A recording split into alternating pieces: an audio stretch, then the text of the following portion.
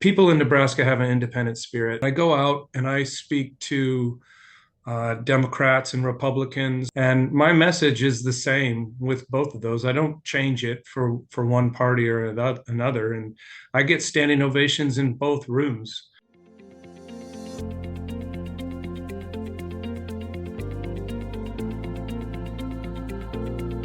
I just think this is a time in American history where independents need to make our voices heard as candidates, as voters, as citizens, as neighbors, in a variety of ways. The largest group of voters in America need to find creative ways to say partisanship is driving America down, and we need to do something about that. I tell people, if I have a flat tire on the side of the road, if my bumper sticker doesn't match yours, you're not going to stop and help me. I mean, that's the way our politics have gotten to.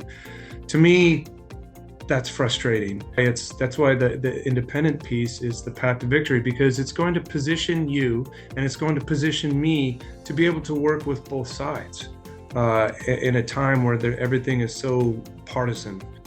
We have a lot more in common than the media leads on, I believe. How do you keep from being dismissed as someone who is just a spoiler?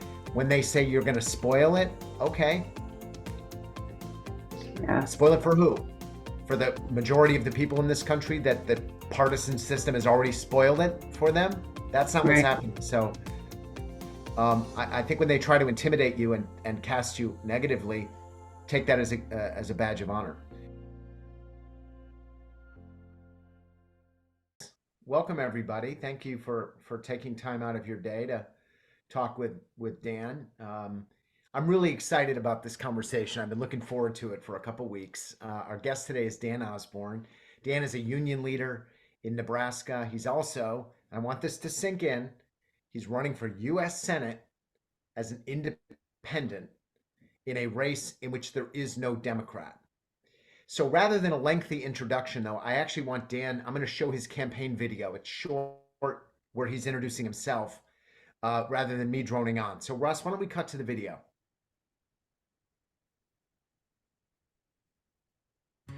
If something's broken, I roll up my sleeves and fix it.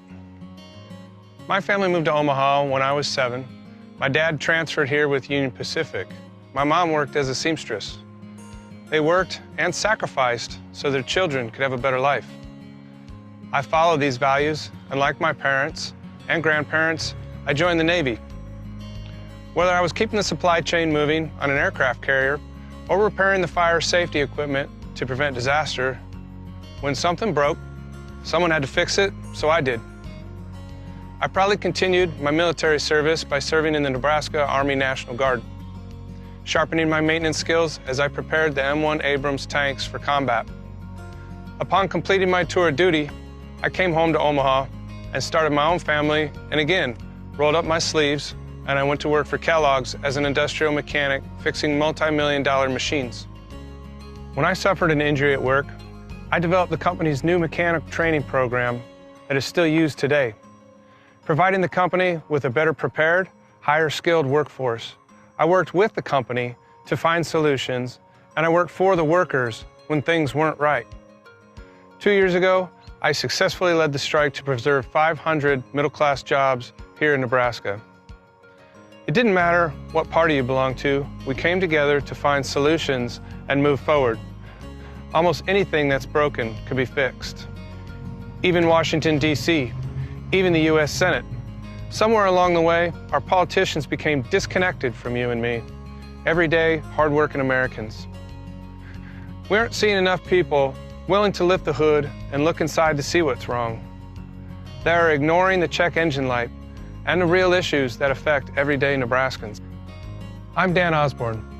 I'm a husband, father, brother, and son, a soldier, sailor, mechanic, and union leader.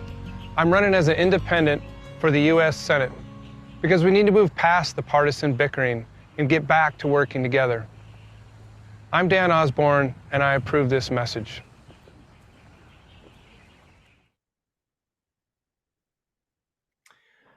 That's a great video. It's very different than most political videos you see out there. So Dan, let's jump into it. Tell us What made you decide to run for U.S. Senate? How's the campaign going? How do people respond to you when you tell them you're running as an independent? What's this been like so far? Sure. And thank you everybody for taking the time to hear us out today. I need to thank Adam Moorfield and Lincoln for connecting us with John and everyone. So I appreciate that. uh, Probably should tell everybody I've gained a few pounds since that video. I think I Okay. need to go on a crash course diet here, but no, Campaign food is not the best food in the world. yeah, yeah. But no, this is awesome, and I'm happy to be here with you guys. But yeah, I decided to run for United States Senate. Look, I haven't always been a politically motivated person. Like in the video, I've worked 60, 70, 80 hours a week as a mechanic for the last 20 years. And you know, it's I got my news from driving to work, my 10-minute commute to work. Like I said, hadn't always been politically active, but the strike at Kellogg's changed me. It kind of woke me up into the fact that I now believe and understand that a group of people or one person can actually make a difference in this world.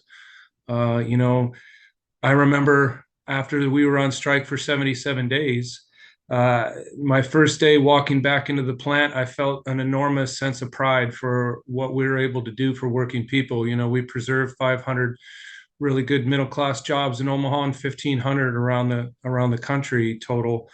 But again, enormous sense of pride, and I want to continue that feeling, and I want to continue to be the voice for working class people in Nebraska and around the country, because I feel like I don't feel like we get a fair shake. Our Senate is a country club full of millionaires and billionaires that I believe, are disassociated from my reality.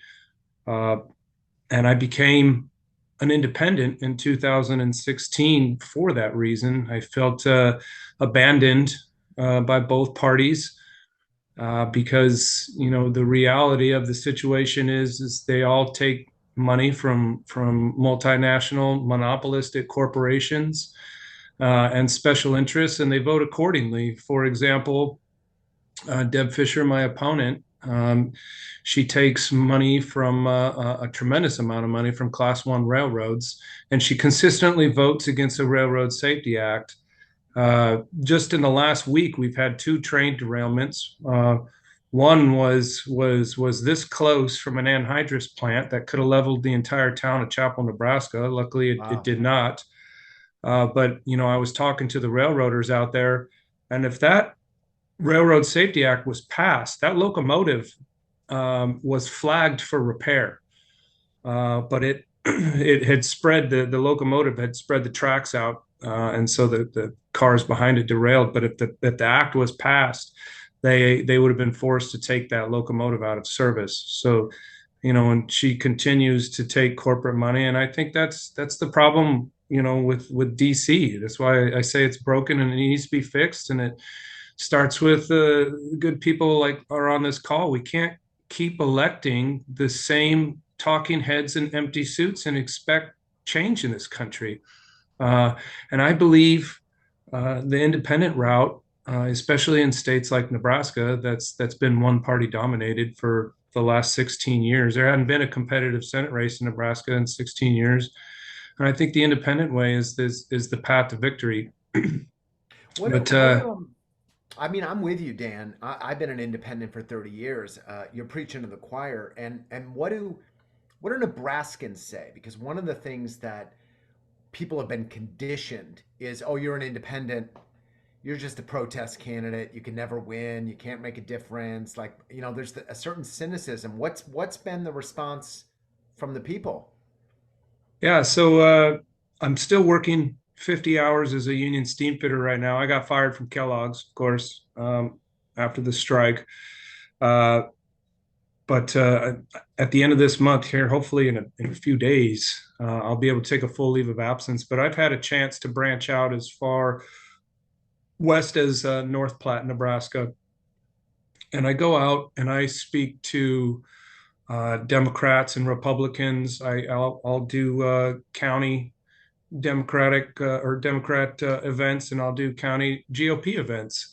And my message is the same with both of those. I don't change it for one party or another. And I get standing ovations in both rooms. Wow. I do public events because once we get past our wedge issues, uh, you know, that we have a lot more in common than the media leads on, I believe. You know, we saw it with the, you know, you get frustrated. People are frustrated, right? Uh, and we see it. The perfect example is the border bill. Here's a bill that has some good things for both sides and some bad things for both sides. It was a the true definition of a compromise, but you know, it gets squashed. People are seeing that, and people are paying attention now, I believe, more than they ever have, because we're all hurting. I'm hurting. You know, I made $48,000 as the company that I'm working with now over the course of the last year. And I just did my taxes on TurboTax, and you know I still owe money into the government, and our dollar doesn't stretch near as far. Inflation's killing people, and we keep electing self-funding millionaires and billionaires that don't have our best interest in mind. So that's the message, and a lot of everything that I talk about and all of our issues circle back to that one point. If we don't fix that, if we don't fix the money in politics and Citizens United, things like that, you know, we're just going to continue in this circle. But I think electing more independents is uniquely going to position, well, it'll position myself in the United States Senate to be able to work with both sides. That's fascinating. You know, I spent some time on your website looking at your platform, and I just want to read this to people. I just want to skim through it very, very quickly. So your platform is cut taxes for small business and the middle class, guarantee a right to repair for farm equipment, cars, and electronics, support our veterans, no more soldiers on food stamps, raise servicemen pay, legalize cannabis, a level playing field for family farms, a secure border, end wasteful government handouts to the pharmaceutical industry, lower taxes on overtime wages, protect middle class jobs and wages, reform railroad safety, keep government out of our private lives, and pass congressional term limits. I've never seen a platform like this. It was, I'm not even saying I agree with all of it. Some of it I don't even understand. I've never heard of the right to repair. I'm kind of a city boy. I never knew that you couldn't repair your own tractor, like that there's laws against that. But my overall experience was this is not a cookie cutter platform. No one told you to put these points in there. This is stuff you believe in. It feels like it's connected to real people's lives, not to some national narrative of political correctness. And I just, that's what's getting the standing ovations at these events? Are people seeing a level of authenticity, of weirdness, of you're not playing by the rules, you're doing something different? Are you experiencing that? Yeah, I mean, because at the end of the day, I am them, right? I'm the person talking to them. I'm the person that works with my hands for a living. Mm-hmm. You know, frustrated with with DC politics, and I think I saw a thing pop up on there that said, "Well, I sound like a Democrat, right? What makes me a true independent and not a Democrat?" Well, that's my viewpoint on for the border. You know, first, I think we need to close the border. Without a border, we don't have a country. And I don't think Deb Fischer, my opponent, and a lot of them want to close the border. They want to run off the issue, but I really don't think they want that border closed. And why is that? Circles back to the fact that they're taking corporate money, and in this state, it's big ag money, meat packers, and you know, as long as that border's open and there's an influx of people coming up, they can continue to exploit labor. So I don't think they have a true interest in closing the border. But there definitely needs to be a clear path to citizenship too. Once we get control of that border, because the United States doesn't own the border, Mexico doesn't own the border, the drug cartels own the border, Yeah. and and along with the people that are trying to come up here with a better life, obviously the fentanyl and sex trafficking and everything else is coming up along with that. That's why I think it's in our best interest to have that border closed, but also, again, a clear path and a streamline to citizenship. Look, there's people that live in Nebraska that I've known. They've been here for 20 years working. They're ingrained in the fabric of our society. They're our friends and neighbors. Let's give them a damn social security card already. It's kind of crazy. Right. Right. And there's 80,000 open jobs that can be filled in Nebraska that we're not filling. But that's the border, right? But path to victory as an independent, like I said, I go out and I speak to public events, and it's both Democrats and Republicans at these things, and in Nebraska, the independent is the fastest growing demographic for registering voters. There's over 300,000 of them. And like I said, it's growing quick. People are frustrated, and we just had another poll come out today. Does anybody want to know the polling figures that just came out today? I know Dre does. I see Dre's on here. How's it going, Dre? That's my next question. I have a bunch of questions about these polls, but yeah. So the first poll that for anybody watching that didn't know about, the first poll is done by Change Research, over 1,000 participants across Nebraska of different demographics, but they polled if they were to vote for Osborn or Fischer in this election. 40%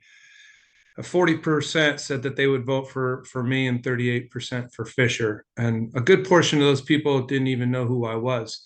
So that's one of two things. My last name is Osborn, and I'm running in Nebraska. Maybe they think I'm the coach. Right.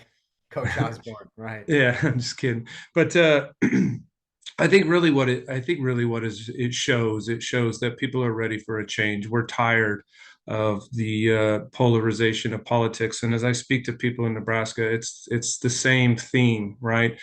Throughout, people are frustrated with what they see in DC, nothing getting done, the division that's created.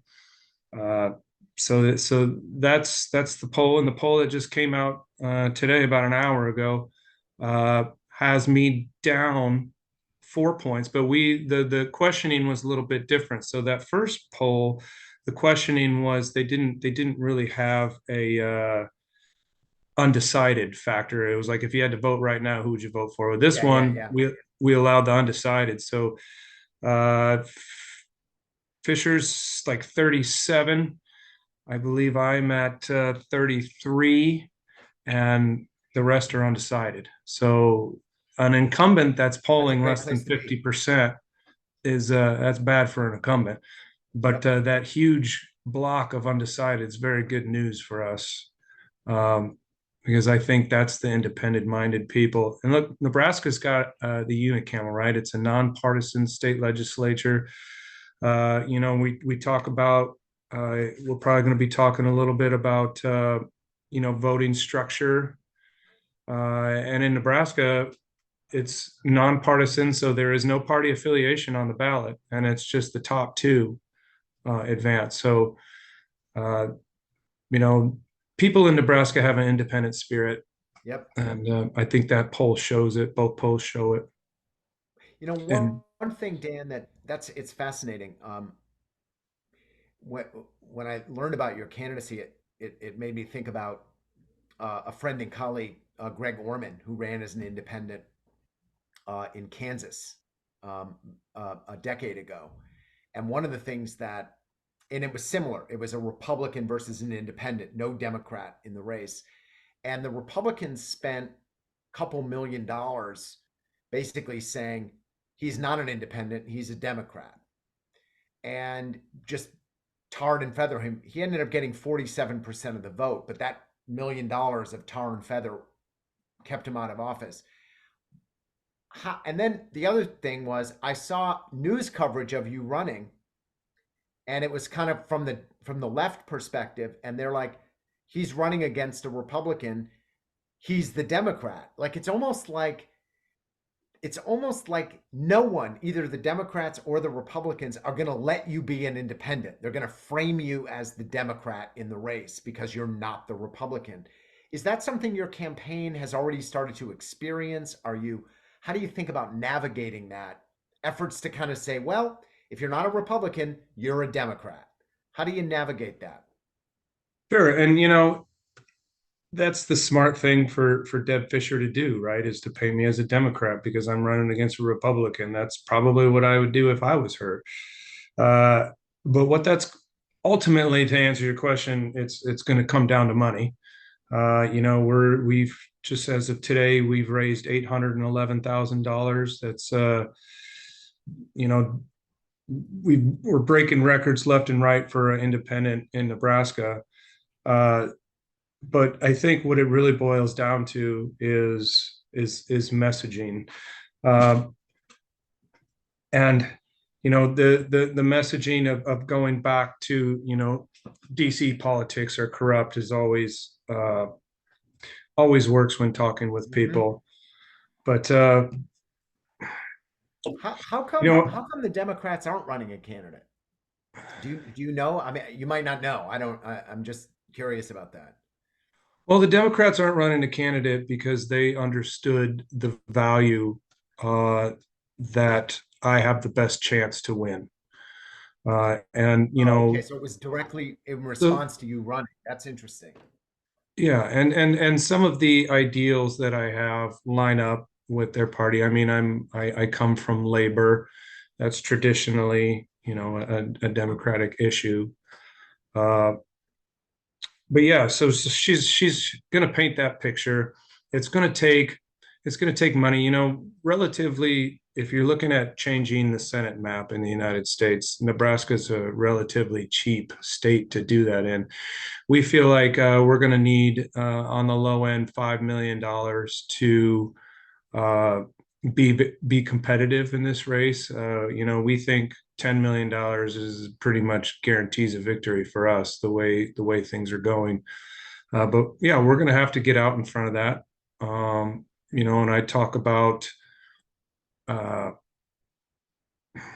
shoot, I lost my train of thought here. That's all right. Let's keep moving on. Well, here. let me ask you this. There's this is a silly question, but I'll ask it anyway. Like, there's a number of independents in the Senate, Angus King and Bernie Sanders, but they don't act like independents. They just kind of sidle up with the Democrats, and then they vote like Democrats. And how do you think about being an independent in such a partisan environment? Now, I know you're not elected. I don't want to jinx anything. So if you don't want to answer, that's fine. But have you even started thinking about that, how you would govern as an independent? Sure. Yeah. I think for me, it's simple, right? The people elect a representative, and then you represent the people. It's plain and simple. Again, it goes back to our politicians just vote and draft legislation that benefit the 1%. And I know that because the statistic goes, and this is fact, you could fact check this if you want, but $50 trillion has moved from the bottom 90% since 1980 to the top 1% in this country. It's the biggest migration of wealth in human history. And I think about that. It's a staggering number. And in such a short amount of time, how has that happened? Well, there's only one way that can happen, right? Is our legislators make laws that benefit the monopolies, the monopolistic corporations, and on my campaign video or my site, which you could go to osbornforsenate.com. That's Osborn with no E for Senate.com. But on that platform, we have the issues like right to repair, but cutting taxes for the middle class and small businesses. And you say, okay, well, that's great, Dan. You sound like a politician. Everybody says those things, right? But the thing is there's 55 multinationalistic corporations in this country that park their money overseas. They use tax loopholes. They park their money overseas. and then they don't pay any taxes on that. The Mexican restaurant down the street from my house pays 30%, and meanwhile, Amazon pays 0. I don't think you have to, be an expert to know that that's not right. So what we want to do is we want to close those loopholes, and make them pay their fair share. That's it. That would free up a tremendous amount of money for programs and tax cuts, as well as individuals that use similar loopholes in their personal lives. I met with a very dynamic group of people in Washington, D.C. when I was there a couple of weeks ago, called the Patriotic Millionaires. Have you heard of these folks? No, But not at they're a all. group of people, very wealthy people, that believe that they shouldn't have the loopholes available to them that they do have. So I was like, wow, so there's a group of people that want to get taxed more. That's amazing. But Wow. I was able to speak with them, and I got, a lot of support from them. But yeah, amazing. And that's what we need to do, because it's the right thing to do. That's great. Um, Hey, mhm. one we have a bunch of questions from our participants, and I'm really eager to open it up. But just one final question. How do you think the union movement is doing? Obviously, there's been some real momentum at the grassroots, like the UAW just had a big vote down south that's kind of historic. Um, I, I experienced kind of a vitality at the grassroots, learning what you did at Kellogg. And yet it seems like the leadership of the unions is still very much kind of boxed into a traditional, two-party, we just have to play the odds, very conservative game. What's that look like from your perspective? Yeah, I've been getting a tremendous amount of support. Uh, Part of my trip to DC was talking with international folks. Uh, Again, I got a lot of support, but I think labor's having a moment, and it's been having a moment since before my strike. John Deere was on strike in Iowa. Uh, during my strike, and I think, shoot, what was it, Nabisco before that? There's some big names. Um, I think COVID was a big driver of that, but we talk about the $15 trillion being migrated, from the bottom to the top, and I think people are realizing that unions are basically the goalie, right? They're the fence between poverty and the middle class, and they help preserve that through wages and benefits and contract labor. Because one statistic that I read, it's like 75% of Americans are pro-union right now, or believe in the unions. That's, if you get 75% of people to agree on anything, that's fascinating. Uh, but I believe that's why they're getting so much support, and I'm trying to use that support in my state just to get people out to vote. Even if they don't vote for me, just go out and exercise your right to vote. That people have died to give you that right. And that's extremely important to me, to get that message out. And then the unions are spread out all throughout the state. So they're helping me get that message out.